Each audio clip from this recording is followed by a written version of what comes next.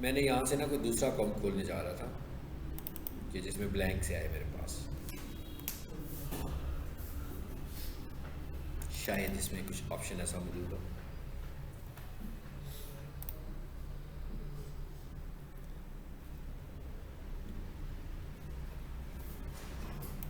जी क्या लिखूं?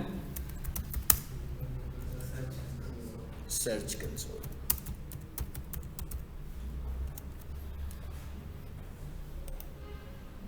देखते हैं कि इसके क्या हालात है।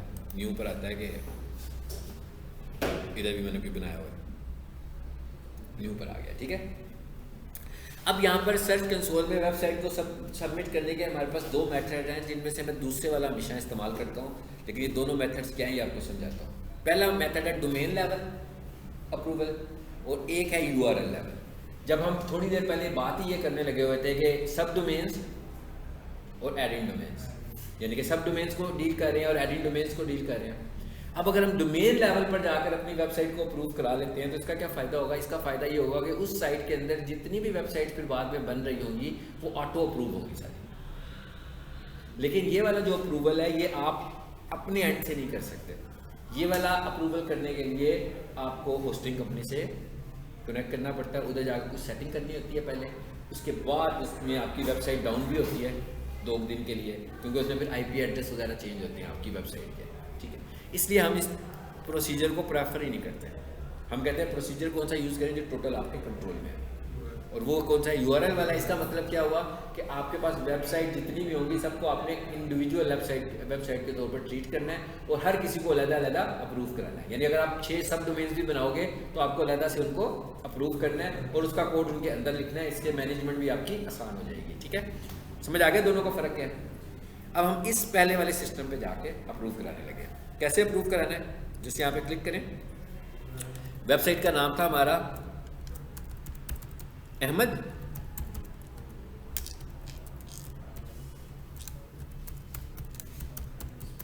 लो जी, ये मैंने नाम लिखा और कंटिन्यू कर दिया।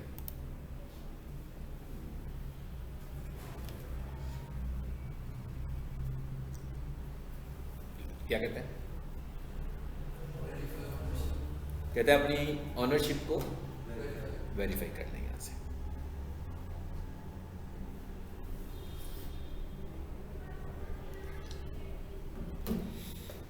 ठीक है, अब इसको वेरीफाई करने के हमारे पास 2 मेथड्स हैं यहाँ पर भी। पहला मेथड क्या है? कहता है ये एक फाइल है, डाउनलोड लिखा हुआ है ना, कहता है ये एक फाइल है, इसको जाकर जहाँ पर आपने अपनी वेबसाइट अपलोड की हुई है वहाँ पर इसको भी अपलोड कर दें, बस, और कोई खास काम करने की जरूरत नहीं है। और कहता है जो दूसरा तरीका है वो क्या है? ये क्या लिखा हुआ है? HTML tag. कहता है एक ये वाला तरीका है, ये यूज़ करना है, ये यूज़ कर ले। दूसरा तरीका क्या कहता है? HTML टैग वाला तरीका, इस पर आओ और दूसरे तरीके में क्या करो? कहता है ये टैग एक नजर आ रहा है आपको, कहां पर होना चाहिए इसे? हेड। याद रखें, ये मैं आपको हेड की पहले दिन डेफिनेशन बताई थी कि जितनी भी डेफिनेशन है, जितनी भी डिक्लेरेशन है, ये सारी की सारी कहां पर होती हैं? हेड में होती है। जितनी भी चीजें, जितने भी कोड आएंगे ना कि वेबसाइट पे कोड लगा दो भाई जाकर, इसका मतलब है कहां पे लगाने को कह रहा है? हेड के पार्ट में लगाने को कह रहा है। ठीक है, तो कहता है दूसरा तरीका ये वाला है कि आपकी जो इंडेक्स फाइल है उसका जो हेड पोर्शन है उसमें जाकर इसको पेस्ट कर दो। चलिए मैं इसको भी कॉपी कर देता हूँ और मैं इसको डाउनलोड कर लेता हूँ, लेकिन उससे पहले ज़रा मैं इसके उसमें जाऊँ डाउनलोड्स में। मैं बताया था ना दूसरी जगह पर भी यही पढ़ाने लगा हूँ, तो यहाँ पर ये फाइलें ऑलरेडी पड़ी होंगी। मैं कहा ये फाइलें यहाँ पर पहले से भी पड़ी हुई हैं, ये बड़ा कुछ बन गया हो, इसको बल्कि डिलीट ही कर देते हैं, सब कुछ ही डिलीट कर देते हैं वैसे, ताकि डुप्लीकेट ना हो। इस पर क्लिक करता हूँ, डाउनलोड हो गई मेरे पास, डाउनलोड्स में आ गई। इसकी पहचान भी यही है कि गूगल की टर्म से शुरू होती है, उसके आगे एक नंबर लिखा हुआ है। ठीक है, अब अगर एक और बनाऊंगा तो फाइल का नाम चेंज हो जाएगा, वो सर्च कंसोल की फाइल नहीं होगी, फिर नाम चेंज हो गया ना, मतलब उसके आगे लिखा हुआ आ जाएगा 1, एक और बनूंगा तो उसके आगे लिखा हुआ आ जाएगा 2, तो मुझे नाम चेंज करने पड़ेंगे। इस नाम के आगे पीछे कुछ नहीं लगना आपकी मर्जी से, इसका नाम फिक्स है। जैसे index.html फिक्स है, वैसे ही ये वाली फाइल भी फिक्स है, इसका एक्चुअल नाम रहना। इसीलिए मैंने डिलीट किया पहले फाइलें जो पुरानी थी, ताकि कॉपी ना बने इसकी। अब हम आते हैं यहाँ पे वापस इधर तो हमारा काम नहीं था, इधर था, लेकिन अभी इधर भी हमें कुछ नहीं करना। मैं कहा अभी इधर भी हमें कुछ नहीं करना, क्योंकि अभी तक तो हमने वेबसाइट में कोड पेस्ट ही नहीं किया। तो मैं वापस उधर जाता हूँ वेबसाइट में। ये किस नाम से थी जी? अहमद के नाम से थी, और अहमद में ये हम ऑलरेडी देखे है ना। अब वो एक तरीका उसने क्या बताया, कहता है ये आपकी इंडेक्स फाइल है, इस पे जाएं, एडिट पे जाएं। मैं आपको समझाने के लिए दोनों मेथड्स कर देता हूँ, ठीक है। आगे वो एडिट में, ये हेड है जी, जहाँ मर्जी जहाँ दिल कर रहा है हेड में लगा दें। यहाँ खाली जगह नज़र आ रही है मुझे, मैं यहाँ पेस्ट कर देता हूँ। अगर मैं सिर्फ इतना करूँगा तो भी वेरीफाई हो जाएगी। ये दो अलग अलग तरीके हैं, ये दोनों को इकट्ठा नहीं करना। मैं आपको दोनों इसलिए सिखा रहा हूँ कि आपको दोनों प्रोसीजर्स पता लग जाए। बस इसको मैंने सेव करना है, और अगर मुझे लगेगा फाइन हो गया मेरा काम, तो मैं इधर आऊँगा और क्या करूँगा। लेकिन मैं आपको दूसरा तरीका भी बता देता हूँ। दूसरा क्या तरीका था, इसे क्लोज करें, क्या करें जी, अपलोड करें,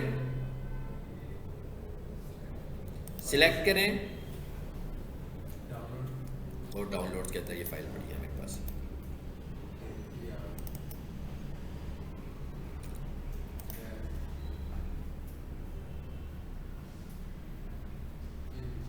ठीक है, अब आ जाते हैं उधर वापस।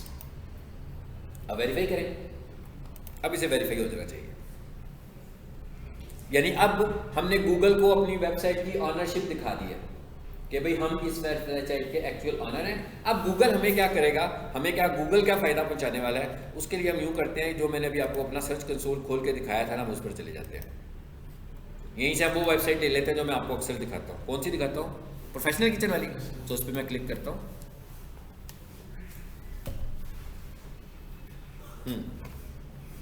ये लिखा हुआ आ रहा है परफॉर्मेंस।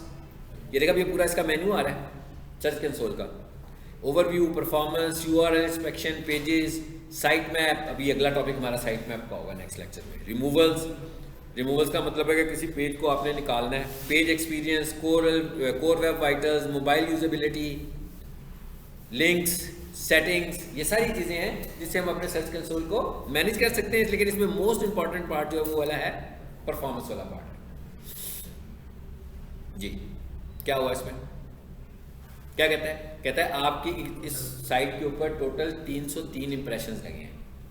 303 इंप्रेशंस का मतलब, अब ये पेड इंप्रेशंस की बात नहीं हो रही, गूगल ऐड की बात नहीं हो रही, ये फ्री इंप्रेशंस की बात कर रहा है। ऑर्गेनिक जो है कि ये पिछले 3 महीने का रिकॉर्ड दिखा रहा है कि 303 इंप्रेशंस इस पे लगे हैं, और उसके अगेंस्ट इस पे 48 क्लिक्स हुए हैं, और इसका जो क्लिक थ्रू रेट बन रहा है वो 15.8 है, और एवरेज पोजीशन इसकी है 16.4। इन एवरेज का मतलब है इन सब कीवर्ड्स के गेन जो सर्च वाली अंदर। नीचे आए, दिखा रहे हैं टॉप क्यूरीज, ये जो आप निकाल रहे हो वो क्यूरीज निकाल रहे हो, उसके बाद हमने कीवर्ड बनाना है, ठीक है। तो जो भी उसकी टॉप क्यूरीज होती हैं उसके गेन हमारा कीवर्ड ट्रिगर हो रहा होता है। कह रहे टॉप क्यूरीज क्या हो रही हैं? प्रोफेशनल किचन इक्विपमेंट, इसके गेन सबसे ज़्यादा लगे हैं, 113 लगे हैं, और 36 क्लिक्स इसी में हुए हैं। यानी सबसे ज़्यादा हॉट जो है था हमारा, जो मेन कीवर्ड था, जो हमने एज ए सब डोमेन टारगेट करवाया था, इसीलिए करवाया था ना। हम कहते हैं भाई ये वाला कीवर्ड हमारी मेन डोमेन से टारगेट नहीं था हो रहा, तो हमने क्या किया, उसकी सब डोमेन बना ली। और ये आपको मैंने एक साइंटिफिक तरीका बताया हुआ फौरी तौर पर रैंक करवाने का, और अपनी ही वेबसाइट का सर्फ के ऊपर रश लगाने का, कि आपके 10 कीवर्ड्स हैं, आपने 10 सब डोमेन्स बनानी है। मेन साइट पे ट्रैफिक आ रही है नहीं आ रही है, लेकिन इधर से आपकी ट्रैफिक 2 महीनों में इंशाल्लाह आनी शुरू हो जाएगी, अनटिल के बहुत एक्स्ट्रा ऑर्डनरी कंपटीशन वाला कीवर्ड ना हो। कीवर्ड पे भी डिपेंड करता है ना, ये कोई ऐसा फार्मूला नहीं है कि बस हो गया तो हो गया। कीवर्ड अगर ज़्यादा होगा तो लाजमी बात है फिर उसमें उतना कंपटीशन लेगा वो। समझ आ गई बात की? तो ये एनालिसिस करने के लिए भी हमें कम से कम 1 महीना चाहिए। मतलब ये नहीं है कि हमने अभी बनाया तो मैं उधर जाके क्लिक करूंगा तो एकदम एनालिसिस आने शुरू हो जाएंगे उसके। ये तो यही दिखा रहे हैं ना पिछले 3 महीनों में क्या हुआ है। सो एसईओ तो आपको पता भी है, रिजल्ट देने के लिए उसको भी चाहिए होते हैं 2-3 महीने। तो ये रिजल्ट भी आपके जनरेट होंगे तकरीबन 15-20 दिनों के बाद, कुछ थोड़े बहुत महीने के बाद आपको कुछ बेहतर सूरत हाल नज़र आएगी। सो ये जो सर्च कंसोल है, मैं तो रिकमेंड करता हूँ डेवलपर को हमेशा कि भाई जब भी आप वेबसाइट बनाएं, कंप्लीट होने से पहले ही उसका सर्च कंसोल क्रिएट कर लें, ताकि आपको भी गूगल वाले गाइड करते रहे कि कहाँ पर गड़बड़ हो रही है। क्योंकि बेसिकली तो इसी मकसद के लिए है ना कि इश्यूज कहाँ पर हैं वेबसाइट में। देखें ज़रा और किसी पे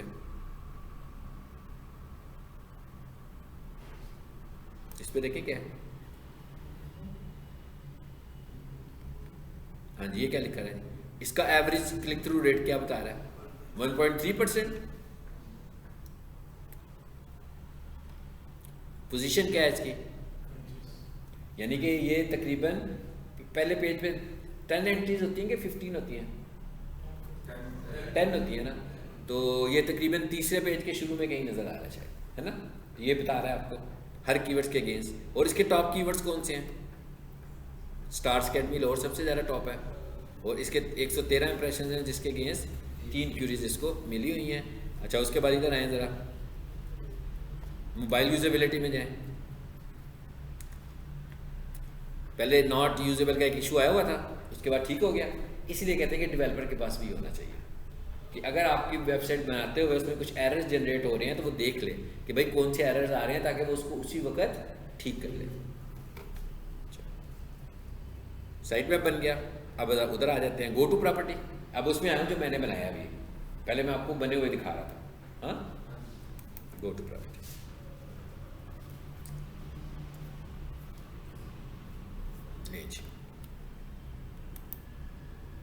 अब हम इसको अगर 1 महीने के बाद देखेंगे, अगर ये बची हुई इधर तक मैंने रिमूव ना की तो फिर ये कुछ एनालिसिस करेगी, लेकिन हम इसे रिमूव कर देंगे इसलिए कि ये किसी वेबसाइट की डुप्लीकेट ही हमने ली हुई है, तो ये रैंक भी नहीं करेगी, कॉपी है ना ये पूरी की पूरी कॉपी चल रही है, तो ये कैसे रैंक कर सकती है, ये तो एग्जैक्टली वही वाली वेबसाइट है जो भी आप देख रहे थे। तो ये सब आपको मैंने समझाने के लिए दी थी। इसका अगला एक लेक्चर होगा जिसमें हमने 2 चीज़ें और लेसन में डिस्कस करनी है, एक रोबोट्स और एक साइट मैप, ठीक है। तो वो जब इसमें लगा दूंगा ना मैं, फिर इसको डिलीट करेंगे, उस वक्त इसको रखते हैं। उसके बाद जब रोबोट्स की फाइल और साइट मैप इसमें लग जाएगा, क्योंकि वो 2 काम भी हमें फ़ौरन करने हैं, जब आपने वेबसाइट बनानी है सबसे पहले ये काम करने हैं आपने। एसईओ या डिजिटल मार्केटिंग में हमने बस यही देखना है ना कि कहाँ पर इश्यूज आ रहे हैं वेबसाइट पे, नहीं एज ए जो हम पढ़ रहे हैं वो करना है, जो आपने HTML सारी सीखी है वो इम्प्रूव करना है हमने, वो हमने इम्प्रूव करना है। मैं कहूँ वो हमने इम्प्रूव करना है, मेटा आर टैग नहीं लगे हुए तो हम लगाएंगे, ठीक है ना। कीवर्ड की एडजस्टमेंट हम करेंगे, ऑन साइट एसईओ सारी हमने करनी है, लिंक बिल्डिंग भी हमने करनी है। अगर हम बैठे होंगे तो कोई बंदा हमें कहेगा भाई ये लिंक्स हैं लगाओ, उसमें ये कंसोल में कहाँ पे हेल्प करेगा, कंसोल हमें ये हेल्प करेगा कि ये हमें बताएगा कि हमारी वेबसाइट क्राउल हो रही है कि नहीं हो रही है, उसमें एरर आ रहे हैं कि नहीं आ रही है, वेबसाइट बैन तो नहीं हो रही है, वेबसाइट में वायरस तो नहीं आया हुआ, वेबसाइट पे कितने लिंक्स हैं, ये सारे एनालिसिस हमें करके दिखा रहा है। उसके बाद बताएगा कि मोबाइल फ्रेंडली वेबसाइट है कि नहीं है, अगर एरर आ रहा है तो कौन सा एरर आ रहा है। अलबत्ता वेबसाइट डेवलपमेंट के हवाले से जो एरर आएगा वो हम खुद रिमूव करेंगे, लेकिन यहाँ पर ये नहीं बताएगा कि आल्ट टैग लगा हुआ है कि नहीं लगा हुआ, वेबसाइट का स्ट्रक्चर ठीक है कि नहीं है ठीक, ये तो हमें एसईओ टूल से पता लग रहा है। ये हम विजिबिलिटी देख रहे हैं, ये वेबसाइट की विजिबिलिटी देख रहे हैं, और हमने गूगल को सबमिट कर दिया अपनी वेबसाइट क्राउल करवाने के लिए। यानी इसका मतलब क्या हुआ कि ये पहला फेज था, यानी अगर हम कहें एसईओ शुरू कहाँ से होती है, तो क्राउल से शुरू होती है, फिर इंडेक्स की तरफ जाती है, और फिर रैंकिंग की तरफ जाती है। अगर कंसोल में ऐड नहीं है तो वो क्रॉल भी नहीं होगी, क्रॉल फिर तो वो बहुत सारे विजिट्स खुद से हो रहे होंगे, तो मिसाल के तौर पर आपकी वेबसाइट क्रॉल नहीं हो रही है, आपको यहाँ आगे पता लगेगा ना भाई क्या मसला है, सब कुछ मैंने कर दिया, वो कहेगा नॉट क्राउलेबल, ये नहीं कहेगा कि आपने डुप्लीकेट कंटेंट यूज़ किया हुआ है, कहेगा नॉट क्राउलेबल। यानी मैं खुद से अंदाजे लगाऊंगा फिर कि भाई ये जो नॉट क्राउलेबल है ये कौन से फैक्टर की वजह से नॉट क्राउलेबल हुई है, मैं उस फैक्टर को इम्प्लीमेंट करूंगा और यहाँ आकर मैं डायरेक्ट भी इसको क्रॉल करवाऊंगा। ये लिखा हुआ URL इंस्पेक्शन, ये है ना अहमद डॉट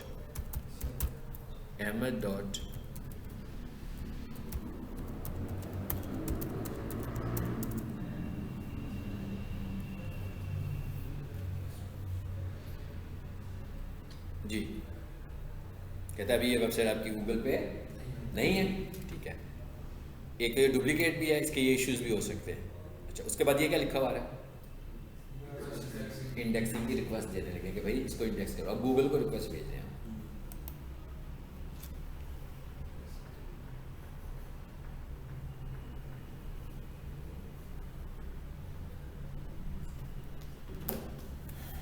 कहता है इसमें थोड़ा टाइम लगेगा, तो ये एक रिक्वेस्ट चली जाएगी। अब ये ऐसे लग रहा है कि भैया तो ऑप्शन हमारे पास आ गई, तो हम तो जब दिल करे रिक्वेस्ट भेज दें, है ना। तो वो ये मैं एक रिक्वेस्ट भेजूंगा तो उसके बाद कहेगा आप जितनी मर्जी रिक्वेस्ट भेज लें, मेरे पास आपकी एक रिक्वेस्ट आ गई, मैंने आपकी पहले वाली भी कंसिडर करना है। बाकियों को नहीं करना, ठीक है। मतलब ये नहीं कि 2 घंटों के बाद मैं एक और रिक्वेस्ट भेज दूँ, 3 घंटों के बाद मैं एक और रिक्वेस्ट भेज दूँ कि शायद कोई काम जल्दी हो जाएगा तो आपको मैसेज दे देगा कि मुझे एक ही रिक्वेस्ट चाहिए थी आपकी, वो मैंने रिसीव कर लिया, ठीक है। अब मज़ीद रिक्वेस्ट ना भेजें मेरे पास, मुझे ना मुतासर नहीं होगा मैं उन रिक्वेस्ट भेजने से। और ये जो आपकी इंडेक्सिंग है ना, हो गया ना, मैसेज आ गया,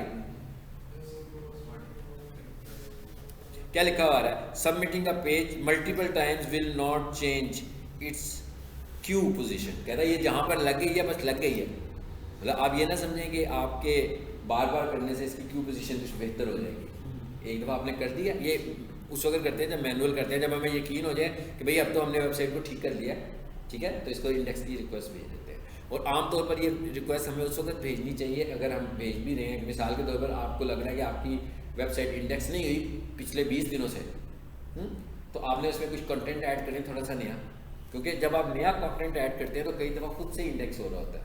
जो अगर आप एक दफ़ा वेबसाइट बनाकर छोड़ दें और एक दफ़ा SEO करके छोड़ दें तो उसको तो कुछ नया नज़र भी नहीं आ रहा होगा आपकी वेबसाइट पर। तो ऐसी वेबसाइट जो बहुत फ्रीक्वेंटली अपडेट होती हैं, अब इसका मतलब ये भी नहीं है कि फ्रीक्वेंटली अपडेट होने का मतलब हम ये ले रहे हैं कि उसका होम पेज हर दफ़ा चेंज कर दें आप, नहीं, आप उसमें ऑफर चेंज कर सकते हैं ना, आपके इमेजेस चेंज हो सकते हैं, इसके ऊपर अपडेट हो रहे होंगे कि ना अब ये वाली ऑफर आ गई है, अब ये वाली ऑफर आ गई है, कंटेंट चेंज हो सकता है। आपने अपनी ही वेबसाइट के ऊपर एक आर्टिकल्स का पेज बनाया है जिस पे आप फ्रीक्वेंटली रोजाना कुछ लिखने लगे हुए हैं, ये सब चीज़ें बहुत मैटर कर रही होती हैं। और उस आर्टिकल के ऊपर लिंक बना हुआ है जो आपके होम पेज पे लेकर आ रहा है।